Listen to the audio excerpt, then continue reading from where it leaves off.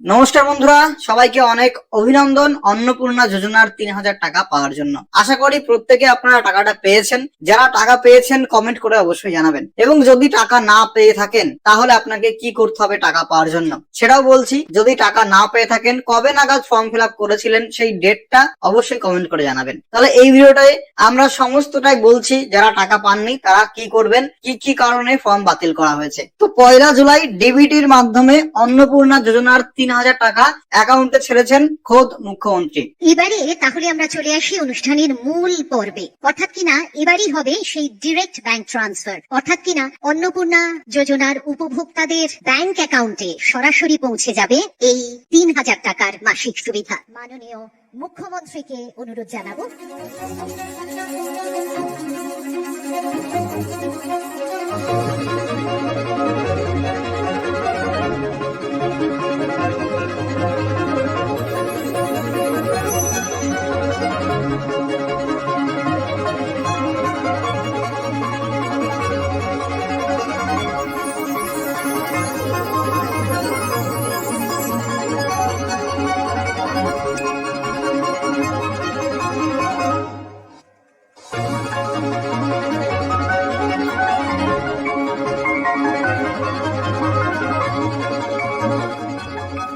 কারা টাকা পেলেন, কারা বাদ পড়লেন এবং টাকা না এলে আপনি কি করবেন, এই সম্পূর্ণ আজকের এই ভিডিওতে স্টেপ বাই স্টেপ বলে দিচ্ছি। যারা টাকা পেয়েছেন, টাকা ক্রেডিট হওয়ার এসএমএস টা দেখে নেবেন, এবং টাকা ঢোকার পরে একটা এসএমএস আসছে যেখানে বলা হচ্ছে অন্নপূর্ণা যোজনার অধীনে আপনার প্রাপ্য অর্থ ৩,০০০ টাকা প্রদান করা হয়েছে পশ্চিমবঙ্গ সরকার। তাহলে এই এসএমএস টা টাকা ঢুকলেও আসছে, এবং অনেকে এই এসএমএস টা পেয়েছেন কিন্তু ৩,০০০ টাকা তার অ্যাকাউন্টে ক্রেডিট হয়নি। তাহলে এইরকম মানুষজন কিন্তু রয়েছেন। চলুন ভিডিও শুরু করা যাক। আর এরকম গুরুত্বপূর্ণ ভিডিও আরো পাওয়ার জন্য চ্যানেলটিকে সাবস্ক্রাইব করে রাখবেন। আজ ১ জুলাই নেতাজি ইন্ডোর স্টেডিয়ামে মুখ্যমন্ত্রী ১২টা নাগাদ সভা করেন, এবং সেই সভাতে ভার্চুয়ালি অর্থাৎ গুগল মিট বা ভিডিও কলের মাধ্যমে সমস্ত পঞ্চায়েত পৌরসভার আধিকারিকরা যুক্ত ছিলেন। এবং বলতে গেলে ১টা ২০ নাগাদ ডট এই টাইমে ১টা ২০ নাগাদ বোতামটিকে তিনি কিন্তু টাকা ছাড়েন ডিবিটির মাধ্যমে, এবং তারপর থেকে টাকা ঢোকা শুরু হয়। টাকাটা ধাপে ধাপে পেয়েছেন। তো সেটাই বলেছি, দুপুর ১টা ২০ নাগাদ নেতাজি ইন্ডোর স্টেডিয়াম থেকে মুখ্যমন্ত্রী ভার্চুয়ালি টাকাটা বোতাম টিপে রিলিজ করেন, যেটা ডিবিটির মাধ্যমে অ্যাকাউন্টে ঢুকছে। ডিজিটাল ডিবিটি বা ডিরেক্ট বেনিফিট ট্রান্সফারের মাধ্যমে ধাপে ধাপে ব্যাচ প্রসেসিং এ সব একসাথে পৌঁছাবে না, সব অ্যাকাউন্টে একসাথে পৌঁছাবে না, টাকাটা কিন্তু ঢুকছে ধাপে ধাপে। আপনার ব্যাংক অ্যাকাউন্টে আপনি চেক করে নেবেন, সরাসরি অ্যাকাউন্টে ডিবিটির মাধ্যমে টাকাটা ট্রান্সফার করা হয়েছে। দেখুন, এখানে মুখ্যমন্ত্রী বলছেন যে মোট ১,৬০,০০,০০০ ফর্ম জমা পড়েছে, অর্থাৎ রাজ্যের ১,৬০,০০,০০০ মহিলারা অন্নপূর্ণা যোজনাতে ফর্ম ফিল আপ করেছেন বা আবেদন করেছেন, অফলাইন এবং অনলাইন মিলিয়ে। এবার এই ১,৬০,০০,০০০-এর মধ্যে ২৬ লক্ষ আবেদন বাতিল করা হয়েছে যাচাইয়ের পরে, অর্থাৎ ভেরিফিকেশনে ২৬ লক্ষ মহিলাদের নাম বাদ হয়ে গেছে। তাহলে কি কারণে নামটা বাদ হলো সেটাও মুখ্যমন্ত্রী ঘোষণা করেছেন, আমরা বলে দিচ্ছি। এর মধ্যে ১,৩০,০০,০০০ ফর্ম সেটা চূড়ান্ত অনুমোদন পেয়েছে বা অ্যাকসেপ্টেড হয়েছে, এবং সেই সমস্ত যোগ্য আবেদনকারীরা আজকে ১ জুলাই থেকে টাকা পেতে শুরু করবেন। তাহলে ভালো করে বুঝবেন, মোট আবেদন জমা পড়েছিল ১,৬০,০০,০০০, ২৬ লক্ষ নাম বাদ যাওয়াতে বাকি রয়েছে ১,৩০,০০,০০০। তাদের ভেরিফিকেশনে অনুমোদন দেওয়ার পরেই ১ জুলাই থেকে টাকা দেওয়া শুরু হয়েছে, যেটা আপনারা ধাপে ধাপে টাকা এখন পাচ্ছেন। আজকে আমরা ১,৬০,০০,০০০ যে আবেদনকারী, তার মধ্যে ২৬ লক্ষ বাতিল হয়েছে ফর্ম। তারা ক্রাইটেরিয়া ফিল আপ করেননি। যে ক্রাইটেরিয়ার কথা মাননীয় মালতী দি একটু আগে বলেছেন, কারা কারা যোগ্য বিবেচিত হবেন না। বাকি যে ১,৩০,০০,০০০-এর বেশি ঝাড়াই বাছাইতে তারা যোগ্য বিবেচিত হয়েছেন। আমরা বেলা ১টার সময় আজকে টাকা ট্রান্সফার করলাম ১,৯,৯২,৩৭৮ জন। আজকে রাত্রি ১২টা পর্যন্ত বাকিরাও পোর্টাল আপলোড হতে হতে তাদের অ্যাকাউন্টেও টাকা ঢুকতে শুরু করবে। এবার দেখুন কারা ৩,০০০ টাকা পাচ্ছেন এবং কারা টাকাটা পাচ্ছেন না সেটাই বলছি। প্রথমত, যারা সঠিক তথ্য দিয়ে ফর্মটা ফিল আপ করেছিলেন, আবেদন ভেরিফিকেশন যাদের সফল হয়েছে, এবং ডিবিটি সক্রিয় ব্যাংক অ্যাকাউন্ট অর্থাৎ যাদের ব্যাংক অ্যাকাউন্টে ডিবিটি অ্যাক্টিভ করা আছে এবং চূড়ান্ত অনুমোদন তালিকায় যাদের নাম আছে, প্রত্যেকে কিন্তু টাকাটা পেয়েছেন। দেখুন, পঞ্চায়েত বা পৌরসভায় টাকা পাওয়ার আগে ফাইনাল লিস্ট সেই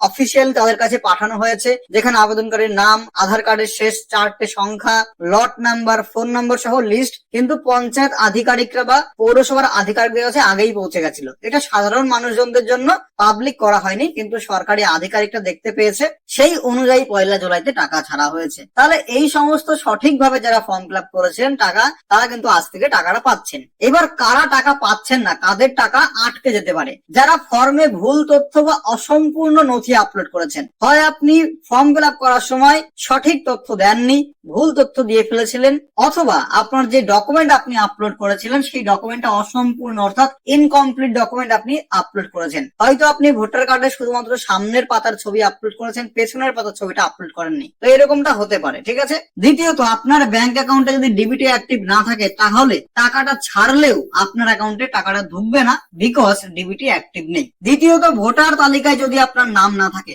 সবাই জানেন যে 2026-এ এসআইআর এর পরে ফাইনাল যে ভোটার লিস্ট পাবলিশ হয়েছে, ওই ভোটার লিস্ট অনুযায়ী টাকা দেওয়া হবে। যদি ওই ভোটার লিস্টে আপনার নাম থাকে, তাহলে আপনি এখানে টাকা পাবেন। আর আরেকটা কথা বলা হচ্ছে, যদি ভোটার লিস্টে আপনার নাম না থাকে, কিন্তু আপনি সিএ তে বা ট্রাইব্যুনালে অ্যাপ্লাই করেছেন, কিন্তু আপনার মামলাটা এখনো নিষ্পত্তি হয়নি, তবু আপনি টাকাটা পাবেন। যতদিন না ওই সিএ বা ট্রাইব্যুনালের রেজাল্ট দেয়, ততদিন আপনি টাকা পাবেন। যদি রেজাল্ট দেয় এবং আপনার নাম সফলভাবে আবার ভোটার লিস্টে উঠে যায়, তাহলে আপনি টাকা পাবেন, কারণ আপনি ভারতীয় নাগরিক। যদি ট্রাইব্যুনাল বা সিএ তে অ্যাপ্লাই করার পরেও আপনার নাম ওঠেনি, তাহলে তো আপনি ভারতীয় নাগরিক নন, এই হিসাবে বিবেচিত হবেন এবং আপনাকে এই টাকাটা দেওয়া হবে না। তাহলে মামলা নিষ্পত্তি না হওয়া পর্যন্ত টাকাটা পেতে থাকবেন। এছাড়া আরো যে সমস্ত যোগ্যতা রয়েছে, সেই শর্ত যদি পূরণ না করেন, তাহলে টাকা পাবেন না। তাহলে এই ক্যাটাগরির মানুষজন টাকাটা পাচ্ছে না। এছাড়া যারা জুন মাসের একদম শেষের দিকে আবেদন করেছিলেন, তারাও 1 জুলাইতে টাকা পাবেন না, কারণ তাদের ভেরিফিকেশন এখনো সম্পূর্ণ হয়নি। তো তারাও এক হিসাবে এই টাকা না পাওয়ার দলে কিন্তু পড়ছে। এবার দেখুন, যারা আবেদন পত্রে সঠিক তথ্য দিয়েছেন, আপনার ফর্মটা তারা সফল হয়েছে, কিন্তু যাদের ভোটার তালিকায় নাম নেই, তারা কিন্তু টাকা পাবে না। সরকারি রেকর্ডে মানে ভোটার তালিকায় যাদের নাম আছে, তারা টাকা পাবে। তো এখানে কি বলা আছে, শুধুমাত্র ফর্ম জমা দিলেই হবে না, ভোটার লিস্টে আপনার নাম থাকতে হবে এবং আবেদন পত্রের তথ্যের সঙ্গে ভোটার তালিকার তথ্য হুবহু মিলতে হবে। অমিল থাকলে আবেদন বাতিল হতে পারে। তাহলে ভোটার লিস্টের খুবই গুরুত্ব রয়েছে টাকা পাওয়ার ক্ষেত্রে, ঠিক আছে। আচ্ছা, এরপরে দেখে নিন সিএএ ও ট্রাইব্যুনাল। তো এই যে আমাদের নাগরিকত্ব আইন এবং ট্রাইব্যুনালে আবেদনকারীদের জন্য যে নিয়ম রয়েছে, যদি আপনি সিএ বা ট্রাইব্যুনালে আবেদন করেছেন, কিন্তু আবেদন এখনো চূড়ান্ত বাতিল হয়নি, অর্থাৎ এখনো আপনার মামলার নিষ্পত্তি হয়নি, সেটা পেন্ডিং অবস্থায় আছে, তাহলে যতদিন না মামলা নিষ্পত্তি হবে, আপনি টাকাটা পেতে থাকবেন। তার মানে ভোটার তালিকায় যদি আপনার নাম থাকে, তাহলে আপনি টাকা পাচ্ছেন। তাহলে এক্ষেত্রে বলতে চেয়েছে এটাই যে, মনে করুন আপনার ভোটার লিস্টে নামটা হয়ে গেছে ডিলেট, এবার আপনি আবেদন করেছেন, সেই আবেদনটা 1 মাস 2 মাস 3 মাস ধরে পেন্ডিং আছে, তো যতদিন পেন্ডিং থাকবে টাকা পাবেন। রেজাল্ট যেদিন দেবে, সেদিন যদি আপনার নাম উঠে যায়, মানে সফল হয়ে যায় আবেদন, তাহলে আপনি টাকাটা পাবেন। যদি রেজাল্টে দেয় যে না, আপনি ভারতীয় নাগরিক নন, আপনার রেজাল্ট ফেলড হয়ে গেল বা অ্যাকসেপ্ট করলো না, তাহলে ভোটার লিস্টে আপনার নাম থাকবে না, তাহলে আপনি টাকাটা পাবেন না। সেটা এখানে বলা আছে। সিএ বা ট্রাইব্যুনালে আবেদনের পরেও যদি ভোটার তালিকা আপনার নাম না ওঠে এবং আপনার ভারতীয় বৈধ আপনি নাগরিক সেটা প্রমাণ করতে পারেননি, তাহলে কিন্তু আপনি অন্নপূর্ণা যোজনার এই সুবিধাটা পাবেন না। যারা বাংলাদেশ থেকে শরণার্থী হিসাবে এসেছেন, সিএ তে আবেদন করেছেন, তাদের ক্ষেত্রে আমরা যতক্ষণ না সিএ নিষ্পত্তি হচ্ছে, তাদের এই সামাজিক ভাতা চালু থাকবে, আটকানো হবে না। শুধু তাই নয়, প্রশ্ন তুলতে পারেন এরা তো মূলত হিন্দু, আমরা সেক্ষেত্রে আমাদের লোক ধর্ম পালন করেছি। যারা ট্রাইব্যুনালে অ্যাডজুডিকেট হয়ে ট্রাইব্যুনালে আবেদন করেছিলেন, তাদেরকেও আমরা যতক্ষণ না ট্রাইব্যুনালে তাদের বাতিল বলে ঘোষণা করছে, তাদের এই ভাতা চালু রাখার সিদ্ধান্ত গ্রহণ করেছি। এতে কি কোথাও ভুল হয়েছে? আপনি ভারতীয়, দেশ আপনার প্রথম, আপনি সরকারি এক্সচেকারের টাকা, ট্যাক্সের টাকা কোনো ভারতীয়কে দিতে পারেন না। এইবার আরো বলেছে, জনকল্যাণ শিবিরে যারা ফর্ম ফিল আপ করেছেন, সেই রকম 8,15,000 সামথিং মহিলা যারা জনকল্যাণ শিবিরে গিয়ে ফর্ম ফিল আপ করেছেন, তারা প্রত্যেকেই এই 1 জুলাই 1 জুলাইতে টাকাটা পাবেন, এটাও বলা হয়েছে। সেটাই বলেছে, জনকল্যাণ শিবিরে জমা দেওয়া অফলাইন আবেদনগুলো যাচাই করা হয়েছে, যাদের ফর্ম সঠিক তারাও অ্যাকাউন্টে টাকাটা পাচ্ছেন। এছাড়া অফলাইনে যারা ফর্ম ফিল আপ করেছেন জনকল্যাণ শিবিরে গিয়ে, তারা কিন্তু টাকাটা পাবেন। আমরা 4 দিন ব্যাপী যে জনকল্যাণ শিবির করেছিলাম, এই জনকল্যাণ শিবিরে 8,15,000 দিদি এবং বোন অন্নপূর্ণা যোজনায় নাম নথিভুক্ত করেছে। পেয়েছিলেন। খুশির খবর, আজকে যাদেরকে টাকা ট্রান্সফার হলো তাদের মধ্যে জনকল্যাণ শিবিরে আসা 8,15,000 প্রত্যেকেই তাদের অ্যাকাউন্টে টাকা পেলেন। শুধুমাত্র ভারতীয় নাগরিকদের জন্য এই টাকা দেওয়া হবে, শুধুমাত্র যোগ্য ভারতীয় নাগরিকই এই টাকা পাবেন। নাগরিকের প্রমাণ যদি না করতে পারেন তাহলে আপনি টাকাটা পাবেন না। তাহলে যদি 1 জুলাই আপনার টাকা না ঢোকে আপনি কি করতে পারবেন? ব্যাংকে SMS, মোবাইল ব্যাংকিং বা পাসবুক চেক করবেন, মানে ট্রানজাকশন চেক করে নিন যে আপনার 3,000 টাকা ঢুকেছে কিনা সেটা একবার চেক করে নেবেন। আজ 1 জুলাই সারাদিন ও সন্ধ্যা পর্যন্ত অপেক্ষা করুন। সব ব্যাংকে একসাথে টাকা পৌঁছাবে না, ব্যাংকের সার্ভারের উপর ডিপেন্ড করে, কারোর একটু দেরিতে ঢুকছে, কারোর একটু আগে ঢুকেছে। ঠিক আছে, তারপরে দেখুন আগামীকাল একবার ব্যাংক অ্যাকাউন্ট চেক করবেন। 1 জুলাই দুপুরবেলা এই টাকাটা ছেড়েছে, আপনি 2 জুলাই দেখবেন এবং 3 জুলাই দেখবেন। এই 3 জুলাই বা 3 জুলাইয়ের মধ্যে টাকা আপনার অ্যাকাউন্টে ঢুকে যেতে পারে। তারপরেও যদি টাকা না আসে তাহলে আপনি সরাসরি বিডিও বা ব্লক অফিসে যোগাযোগ করতে পারেন। যদি আপনার টাকা 3রা জুলাইয়ের মধ্যে না ঢোকে তাহলে মনে করবেন আপনার আবেদন রিভার্ট হয়েছে, ইনকোয়ারি রিভার্ট, যেটা মানে আপনার আবেদনে কোনো তথ্যে ভুল আছে, কোনো ডকুমেন্টে ভুল আছে, সেটাকে আপনার সংশোধন করতে হবে। সংশোধন যখন করে নেবেন তাহলে পরের মাস থেকে মানে আগস্ট মাস থেকে আবার টাকা পাবেন। এছাড়া যদি আপনার টাকা না ঢোকে তাহলে ভুল সংশোধনও যদি না থাকে মানে ইনকোয়ারি রিভার্টেড না হয় তাহলে আপনার ফর্মটা বাতিল হতে পারে। ঠিক আছে, তাহলে এই কয়েকটা কারণ রয়েছে টাকা না ঢোকার। বিডিও অফিসে যাওয়ার প্রস্তুতি, আবেদন নাম্বার মানে অ্যাপ্লিকেশন নাম্বারটা সঙ্গে নিয়ে যাবেন, ফর্ম ডাউনলোড করা থাকলে আরো ভালো, সেটা প্রিন্ট করে নিয়ে যাবেন। ফর্মের রিসিভ কপি বা অ্যাকনলেজমেন্ট নাম্বার সহ অনলাইন থেকে যেটা বর্তমানে প্রিন্ট হচ্ছে সেটাও নিয়ে যাবেন। আধার ও ব্যাংকের পাসবই নিয়ে যাবেন। অফিসে গিয়ে আপনি জিজ্ঞেস করবেন যে আপনার আবেদন বাতিল হয়েছে কিনা বা কোনো ভুল রয়েছে কিনা তথ্যে, কিভাবে তা সংশোধন করবেন। যদি বাতিল হয়ে যায় তাহলে কেন বাতিল হয়েছে তার কারণ আপনি জানতে পারবেন। যদি তথ্যে ভুল থাকে তাহলে কোন তথ্যে ভুল আছে সেটা আপনি সংশোধন করলেই পরের মাস থেকে আবার আপনি টাকা পেতে শুরু করবেন। দেখুন প্রতি মাসে টাকাটা ডিবিটির মাধ্যমে ঢুকবে। যারা যোগ্য, যারা 1 জুলাই থেকে টাকা বললেন প্রতি মাস অনুযায়ী ডিবিটির মাধ্যমে টাকাটা প্রতি মাসে পাবেন। এর জন্য যেমন এই জুলাইতে অনুষ্ঠান করে টাকা ছাড়া হয়েছে, প্রতি মাসে এরকম অনুষ্ঠান হবে না। নর্মালি যেরকম টাকা ঢুকতো লক্ষ্মীর ভান্ডারে, অন্নপূর্ণাতেও সেরকম টাকা ঢুকবে। এই যে অন্নপূর্ণা যোজনার টাকা, এটা এনপিসিআর মাধ্যমে, যাকে বলা হয় ডিবিটি সিস্টেম, তার মাধ্যমে আপনার ব্যাংক অ্যাকাউন্টে ঢোকে। তাহলে ব্যাংক অ্যাকাউন্টে যদি ডিবিটি করা না থাকে তাহলে সরকার টাকাটা ছাড়লেও আপনার অ্যাকাউন্টে ঢুকবে না, কারণ ডিবিটি পাবে না। তো অবশ্যই আপনি এনপিসিআই ম্যাপিং যাকে বলে বা ডিবিটি ডিরেক্ট বেনিফিট ট্রান্সফার যাকে বলে সেটা আপনার ব্যাংকে গিয়ে করে আনবেন, অতি অবশ্যই দরকার। তাহলে 1.30 কোটি মানে 1,30,00,000 কোটি অ্যাকাউন্টে আজকে টাকা পাঠানো শুরু হয়েছে 1 জুলাই থেকে। ভোটার লিস্টে আপনার নাম না থাকলে কোনো মতে টাকা পাবেন না, এছাড়া ডিবিটি না থাকলে টাকাটা পাবেন না। আপনার স্ট্যাটাস বর্তমানে আপনি চেক করতে পারবেন না, কারণ সেই অপশনটা বর্তমানে অ্যাভেলেবেল নেই। তাহলে যদি আপনি টাকা না পান তাহলে ওয়েট করবেন 3 জুলাই পর্যন্ত।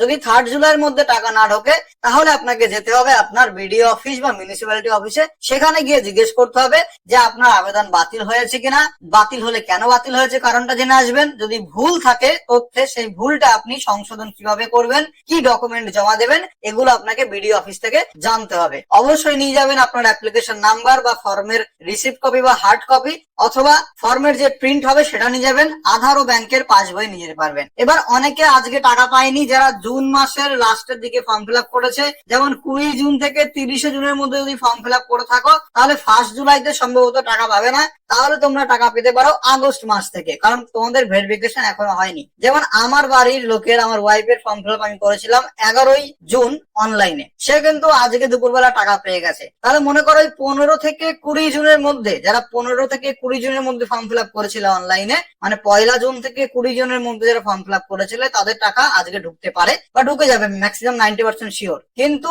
20 জুন থেকে 30 জুন মাসের লাস্টের 10 দিনের মধ্যে যারা ফর্ম ফিল আপ করেছো তাদের টাকাটা সম্ভবত আগস্ট মাসে ঢুকতে পারে। তো কমেন্ট করে অবশ্যই জানাবেন কবে আপনি ফর্ম ফিল আপ করেছিলেন এবং আপনি টাকা পেয়েছেন কিনা, এবং যারা টাকা পাননি তারা কবে ফর্ম ফিল আপ করেছেন, অনলাইন নাকি অফলাইনে, সেটাও আমাদেরকে কমেন্টে জানাবেন যদি টাকা না পেয়ে থাকেন। তাহলে ভিডিওটা কেমন লাগলো, যদি ভালো লাগে লাইক করুন, শেয়ার করুন বন্ধু বান্ধবের সঙ্গে, আর চ্যানেলটিকে সাবস্ক্রাইব করে রাখুন, ফেসবুক পেজটিকে ফলো করে রাখুন। ধন্যবাদ, দেখা হবে পরবর্তী ভিডিওতে।